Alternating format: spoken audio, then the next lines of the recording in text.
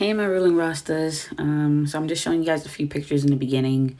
It's all pictures that I took. I'm not the best photographer, but I do like pictures of nature and, just things outside, to be honest. It's nothing fantastic, but let's just get started. So we're going to start with writing prompt number 2423. It is from Prompts for the Struggling Author. I got it off Tumblr. Go ahead, pause it here if you want to see what it says, but it will pop up later. Now, let's get started. The gloomy days is what get me through these long nights. Happiness, joy, they aren't real. At least, not for me. Not after. It hurts to think about it. The day my life was forever shrouded in darkness. And the only light I see is always followed by a bang.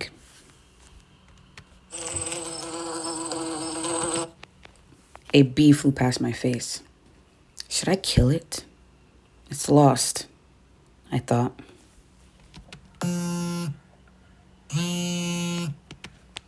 My phone vibrated in my pocket. It's time.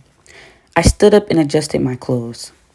Black jeans, a plain t-shirt, covered by a hooded jacket with the word night in white small letters above the left side, and steel-toe boots. Tonight was the night. This bastard has escaped my grasp for 8 years. No more.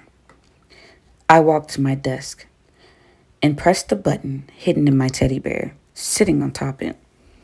Above the desk, the ceiling opened, revealing an extra wall full of weapons.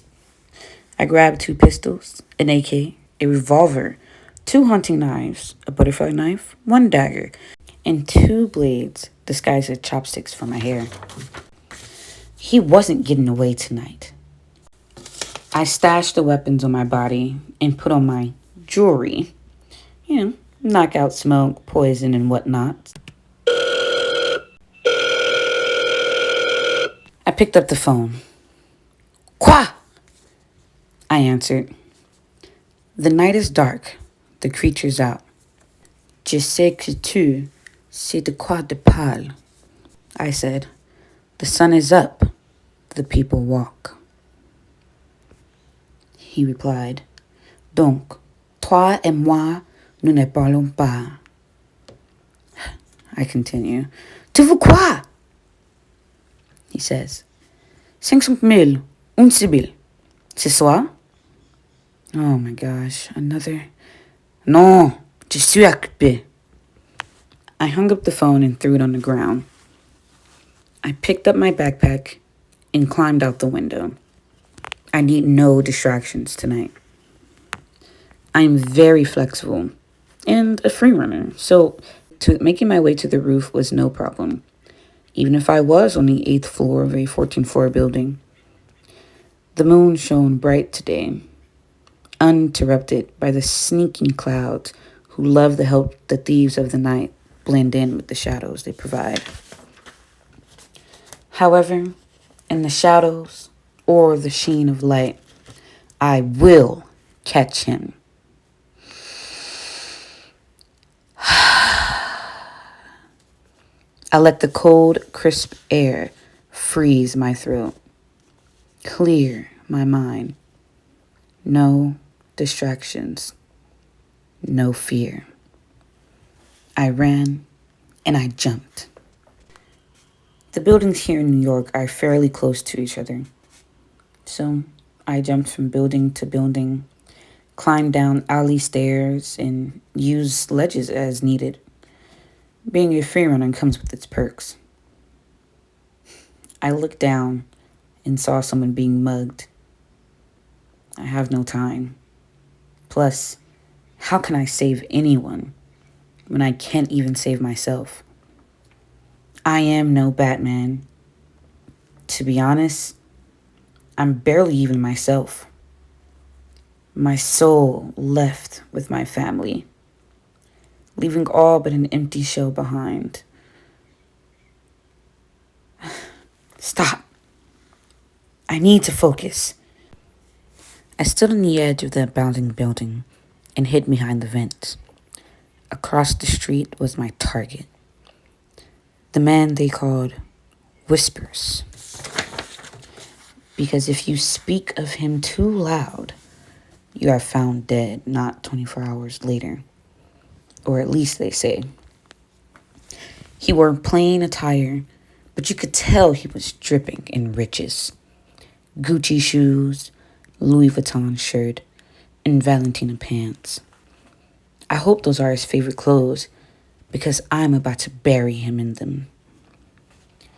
I watched as he got in his silver Rolls Royce Phantom EWB and drove away.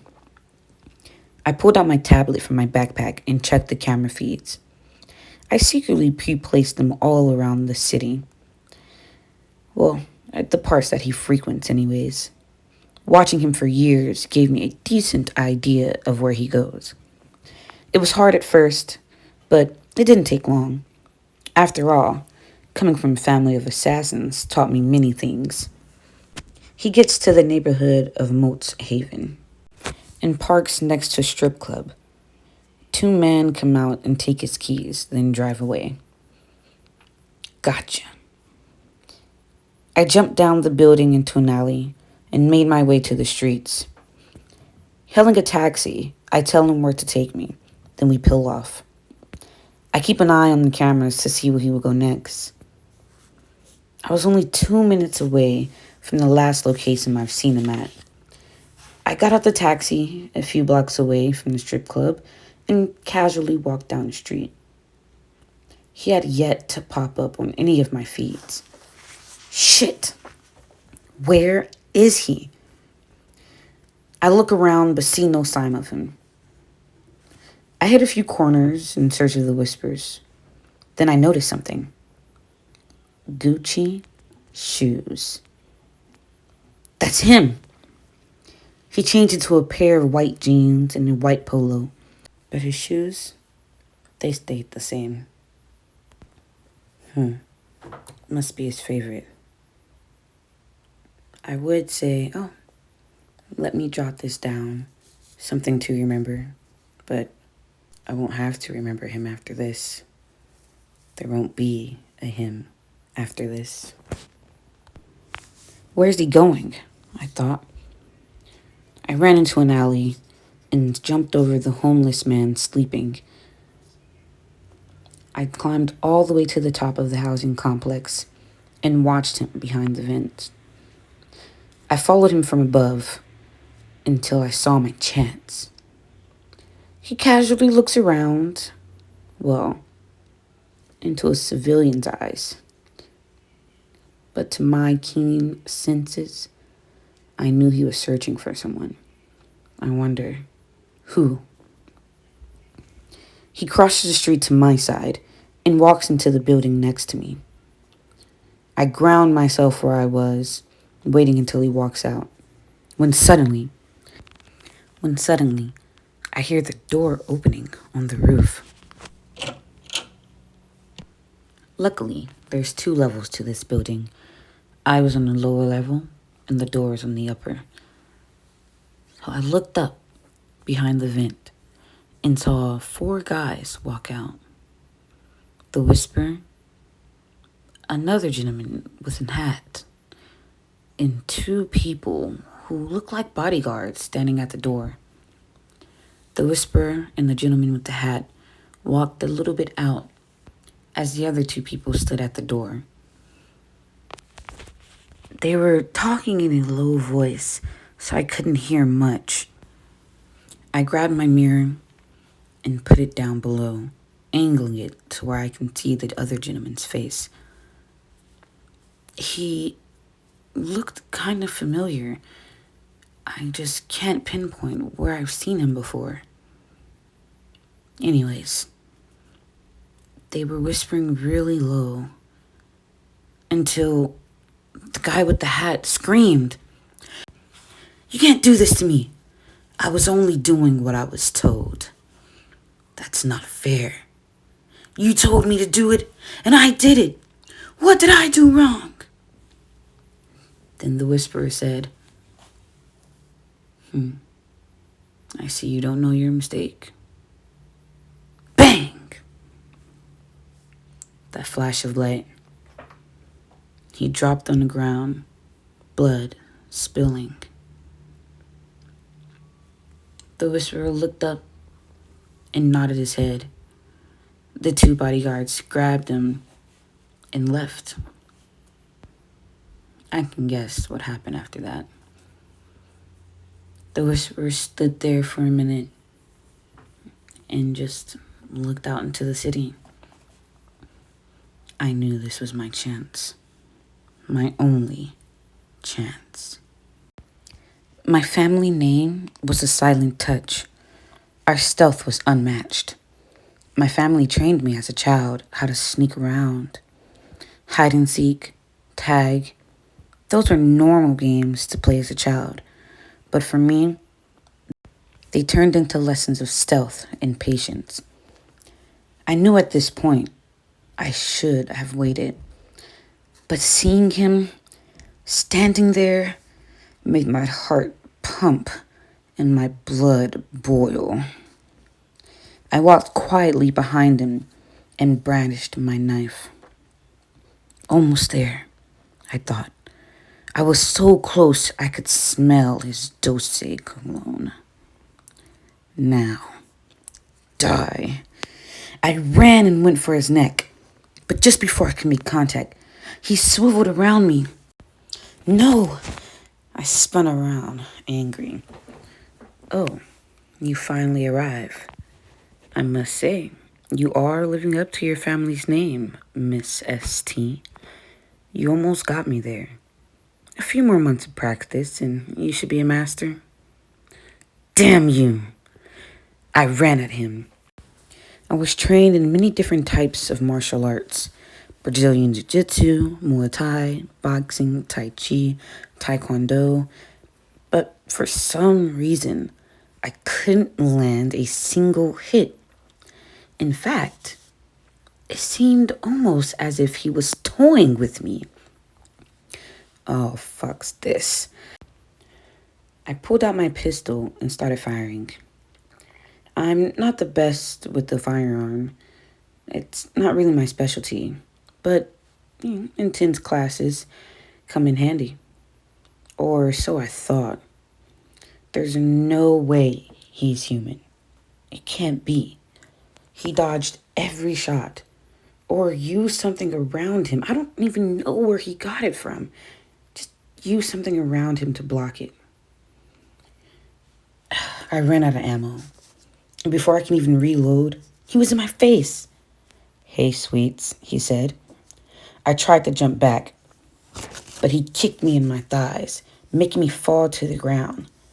My head hit the floor with a thud. I rolled to my side and grabbed my head. It was throbbing so bad. I saw him walking closer to me, slowly, cautiously, almost even nervously, but still closer and closer. I used the other hand to grab the dagger from my boot. He wasn't going to catch me slipping, not like my family. I looked up to the sound of a door opening. It's the hatted man from earlier, the one that was talking to the whisperer. I thought he didn't make it. He was covered in blood. I'm not sure if it was all his, but I know the mass majority was. He was walking our way. He had anger in his eyes, but his face was stale, like he had nothing left to lose. Oh no. Oh no. He had a gun in his hand. The whisperer was standing in front of me. I can't let him do this. He's mine. I threw my dagger at him, nailing it right in his eye. As he fell to the ground, his gun went off. The whisperer turned around, then looked at me. Why? I thought, why is he looking at me like that? with care and worry. It was cold out, but I feel really warm. I put my hand to the ground to push myself up, but I felt a sudden twinge of pain on my side. I fell back down. The whisperer came closer to me, then got on one knee. I picked up my hand and saw it was covered with blood. My blood. Damn. I laid my head back. This can't be happening. No. Mom, Dad, I'm not ready to go. Not like this. Hey, it's okay. I got you. I must have blacked out for a while, because when I opened my eyes, I was in the arms of the whisperer. I reached for my chopsticks, but I fell short. He suddenly grabbed my hand and guided me back to the hidden knives in my hair. What is he thinking? Why is he doing this? His eyes, they are... I blacked out again. I opened my eyes once more to a throbbing pain in my head and a twinging pain in my side. I look up and see the whisperer talking to someone. I can't hear anything but mumbles, whispers. Funny, isn't it? Almost like his name, huh? I felt a sudden throb in my hand. I looked up to see it was still placed in his own. He's gripping it very hard, and he's shaking. What? What is he scared of? Why is he in fear? He looks at me and smiles, almost forcibly, but his eyes seem as if they're going to cry. Strange, I thought.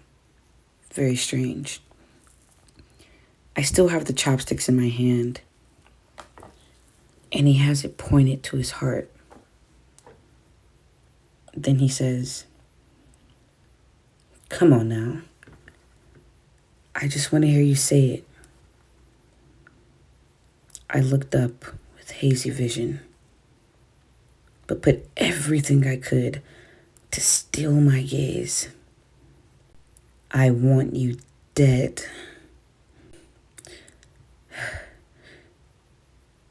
There we go. There's the passion, he says. The end.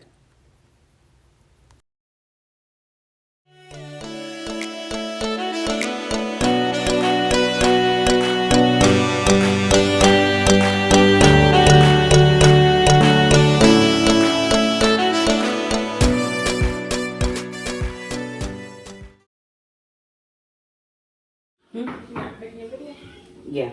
Are you up? It's just over here. You ain't doing that. Come on. Don't worry. I'll edit you out. Oh, sorry. I get to my egg. Sup, y'all? That's the end of the story, or it's not the end of the story.